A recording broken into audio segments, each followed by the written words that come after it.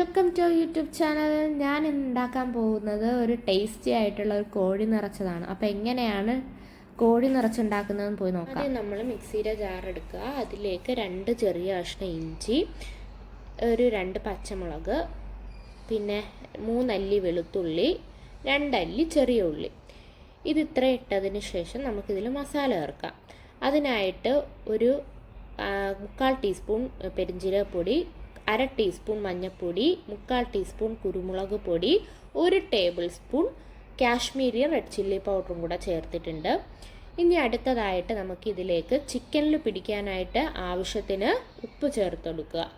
അതിനുശേഷം നമുക്ക് 1/2 മുറി നാരങ്ങ നീരും കൂടെ ചേർത്ത് കൊടുക്കുക.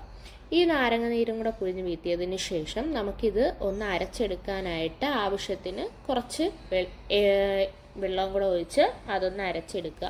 ഈ പരുവത്തിൽ അരച്ചെടുത്തതിന് ശേഷം നമ്മൾ ആ മുഴുവൻ സ്കിന്ന് റിമൂവ് ചെയ്ത ചിക്കനിലോട്ട് നമുക്കിതൊന്ന് നല്ലതുപോലെ ഒന്ന് മിക്സാക്കി എടുക്കണം. ഇതിൻ്റെ അകത്തൊക്കെ നല്ലതുപോലെ മസാല പുരട്ടിയിരിക്കണം. ഇല്ലാന്നുണ്ടെങ്കിൽ നമ്മുടെ ചിക്കൻ്റെ ഉൾഭാഗം നല്ലതുപോലെ ആ ഒരു മസാല പിടിക്കത്തില്ല. ഇത് നമുക്കൊരു 3-4 മണിക്കൂർ ജസ്റ്റ് ഒന്ന് നമുക്ക് പുറത്തോ അല്ലെങ്കിൽ ഫ്രിഡ്ജിലോ വെച്ച് ഒന്ന് നമുക്ക് ഈ മസാല ഒന്ന് പിടിപ്പിക്കാം. അതിനുശേഷം നമുക്ക് ഇതിൽ ഒരു പാൻ എടുക്കുക. നമുക്ക് ഈ ചിക്കൻ്റെ ഉള്ളിലോട്ട് ഒരു മസാല വെക്കണം. അതിനായിട്ടാണ് നമ്മളിപ്പോൾ ഉണ്ടാക്കുന്ന ഈ മസാല. അതിനായിട്ട് ആദ്യം നമ്മൾ പാൻ എടുക്കുക. അതിൽ ആവശ്യത്തിന് വെളിച്ചെണ്ണ, പിന്നെ കറിവേപ്പില, 2 പച്ചമുളക്, പിന്നെ അതിനുശേഷം ഒരു സവാള, ഒരു മീഡിയം സൈസിലെ ഒരു സവാള, അതും കൂടെ ഇട്ട് ഒന്ന് ജസ്റ്റ് ഒന്ന് വഴറ്റിയെടുക്കുക. അതിലേക്ക് ആവശ്യത്തിന് ഉപ്പും കൂടെ ചേർക്കുക. അതൊന്ന് ജസ്റ്റ് ഒന്ന് നിറം മാറിയാൽ മതി. അതൊന്ന് വഴണ്ട് വരുമ്പോഴത്തേക്ക് അതിലേക്ക് നമുക്ക് എന്ത് ചെയ്യാം, മസാല ചേർത്ത് കൊടുക്കുക. അതിനായിട്ട് 1/2 ടീസ്പൂൺ മുളക് പൊടി, 1/4 ടീസ്പൂൺ മഞ്ഞൾപ്പൊടി, 1/4 ടീസ്പൂൺ ഗരം മസാല പൗഡറും കൂടെ ഇട്ടിട്ടുണ്ട്. ഇതൊന്ന് ജസ്റ്റ് ഒന്ന് നല്ലതുപോലെ ഒന്ന് മിക്സ് ആക്കാം. എല്ലാ ഭാഗത്തും ഒന്ന് നല്ലതുപോലെ ആ മസാല നമുക്കൊന്ന് മിക്സ് ആക്കി എടുക്കാം.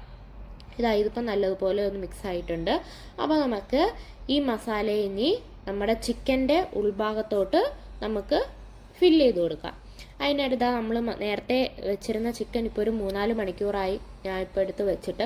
ഇനി നമുക്ക് ഇതിലോട്ട് ഈ മസാല ഉള്ളിലോട്ട് കയറ്റി വെച്ച് അതിനകത്ത് നമുക്ക് ഒരു മുട്ട വെച്ച് കൊടുക്കാം. എന്നിട്ട് വീണ്ടും നമ്മൾ മസാല വീണ്ടും അതിൻ്റെ അകത്ത് നിറച്ചതിന് ശേഷം നമുക്ക് ഈ മസാലയൊന്നും പുറത്ത് വരാതിരിക്കാൻ ഒന്നി ടൂത്ത് പിക്ക് അടിച്ച് ഒന്ന് കുത്തി വെക്കുക. ഞാനിവിടെ സൂചി നൂലും വെച്ച് തച്ചെടുക്കുകയാണ് ചെയ്യുന്നത്. അപ്പോൾ ഒട്ടും മസാല പുറത്ത് പോകത്തില്ല. അപ്പോൾ നമുക്ക് സൂചി നൂലും വെച്ച് നല്ലതുപോലെ ഇതുപോലെ തച്ചെടുക്കണം. സൂചി നൂലെടുത്ത് ഇതുപോലെ നല്ലതുപോലെ ഒന്ന് തച്ചെടുക്കുക. ഇതിൻ്റെ എല്ലാ സൈഡും എന്ന് വെച്ചാൽ ഇതിൻ്റെ ഓപ്പൺ ആയിട്ടിരിക്കുന്ന ആ ഒരു മസാല പുറത്ത് വരാത്ത രീതിയിൽ നമുക്ക് എല്ലാ സൈഡും നല്ലപോലെ ടൈറ്റായിട്ട് നമുക്കിതൊന്ന് തച്ച് വെക്കേണ്ടതാണ്. അതിനുശേഷം നമുക്കിത് ചെയ്യേണ്ടതെന്ന് പറഞ്ഞാൽ നമ്മുടെ ഈ കോഴിയുടെ 2 കാലിൻ്റെ സൈഡിലും ഒരു ഹോൾ ഇട്ട് കൊടുക്കുക. ഒരു കോഴിയുടെ ഒരു കാലിൻ്റെ സൈഡിലായിട്ട് ഹോളിട്ട് കൊടുക്കുക. ഹോളിട്ടതിന് ശേഷം നമുക്കിതാ ഇതുപോലെ മറ്റേ കാല് ഈ ഹോളിട്ട ഇതിൻ്റെ അകത്തോട്ട് കയറ്റി വെച്ച് കൊടുക്കുക. അതിന് ശേഷം നമ്മളൊരു കുക്കർ എടുക്കുക. ആ കുക്കർ ജസ്റ്റ് ഒന്ന് ചൂടായതിന് ശേഷം നമുക്ക് ഈ ചിക്കൻ എന്ത് ചെയ്യണം, അതിൻ്റെ അകത്തോട്ട് എടുത്ത് വെച്ച് കൊടുക്കുക. എന്നിട്ട് കുറച്ചല്പം വെള്ളം കൂടെ ഒഴിച്ച് കൊടുത്തിട്ട് നമുക്കൊരു 2 ഫിസിൽ കേൾപ്പിക്കണം. അധികം വെള്ളം ഒഴിച്ച് കൊടുക്കേണ്ട ആവശ്യമില്ല. നമ്മൾ ചിക്കനിൽ നിന്ന് സ്റ്റോക്ക് വരുന്നതായിരിക്കും. അതുകൊണ്ട് തന്നെ നിങ്ങൾ അധികം വെള്ളം ഒഴിക്കേണ്ട. ഇതിലിപ്പോൾ നമുക്ക് ഇത് 2 ഫിസിൽ കേൾക്കാനായിട്ട് വെക്കാം. ഇതൊരു മീഡിയം ടു ഹൈ ഫ്ലെയിമിലിട്ട് നമുക്ക് 2 ഫിസിൽ കേൾപ്പിക്കാം.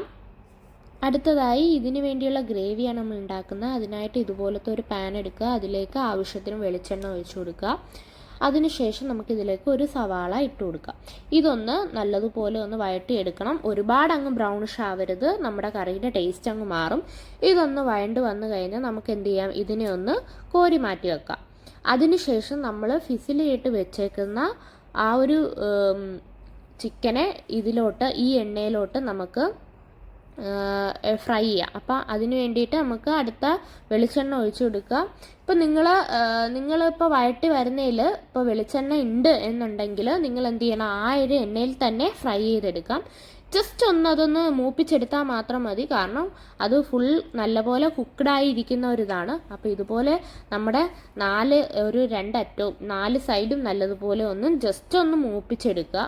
ഇത് മൂപ്പിച്ചെടുത്തതിന് ശേഷം അടുത്തത് ചെയ്യേണ്ടതെന്ന് പറഞ്ഞാൽ ഇതിനെ ഞാൻ ഇതുപോലെ മറച്ചൊക്കെ ഇട്ടതിന് ശേഷം ഇതുപോലെ കോരി മാറ്റി വെക്കുക. അതിന് ശേഷം നമുക്ക് ഈ ബാക്കി വരുന്ന ഈ എണ്ണയിൽ ബാക്കി വരുന്ന വെളിച്ചെണ്ണയിൽ നമുക്ക് ഒരു 2 അല്ലി വെളുത്തുള്ളി, ചെറിയ കഷ്ണം ഇഞ്ചി, ഒരു പച്ചമുളക്, പിന്നെ ആവശ്യത്തിന് കറിവേപ്പിലയും കൂടെ ഇട്ട് നല്ലതുപോലെ മിക്സ് ചെയ്യുക. ഇതൊന്ന് മിക്സ് ചെയ്തതിന് ശേഷം എന്ത് ചെയ്യണം, അടുത്തതായിട്ട് 1 ടേബിൾ സ്പൂൺ കാശ്മീരി മുളക് പൊടിയും കൂടെ ഇട്ട് അതിനെയും കൂടെ മൂപ്പിക്കുക.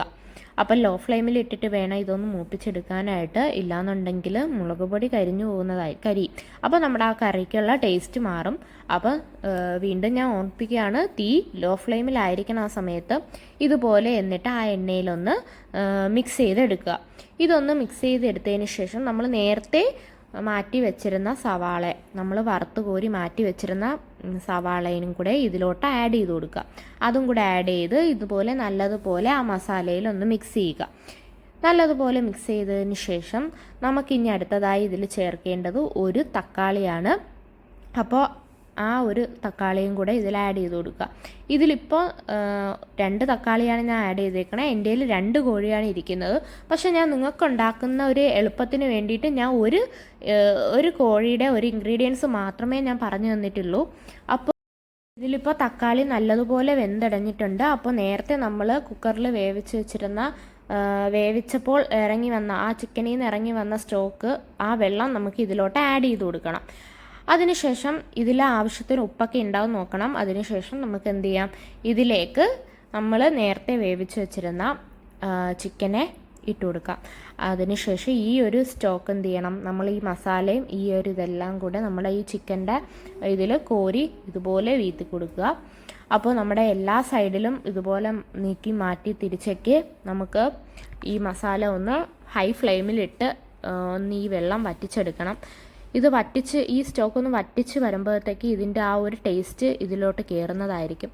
അപ്പോൾ ഇതെല്ലാ സൈഡിൽ നിന്നും ഇതുപോലെ നല്ലതുപോലെ ഈ വെള്ളമൊക്കെ നല്ലതുപോലെ വറ്റിച്ച് ഈ ഒരു പരുവാവുന്നത് വരെ നിങ്ങൾ ചെയ്യണം. ഇപ്പോൾ എൻ്റെ കോഴി നിറച്ച് റെഡി ആയിട്ടുണ്ട്. നിങ്ങളെല്ലാവരും ഇതും ട്രൈ ചെയ്ത് നോക്കണം പെട്ടെന്ന് ഞാൻ വിശ്വസിക്കുന്നു. അപ്പോൾ എല്ലാവരും ഇത് ചെയ്ത് നോക്കിയതിന് ശേഷം എൻ്റെ വീഡിയോ ലൈക്ക് ചെയ്യുക, സബ്സ്ക്രൈബ് ചെയ്യുക, ഷെയർ ചെയ്യുക. Bye bye.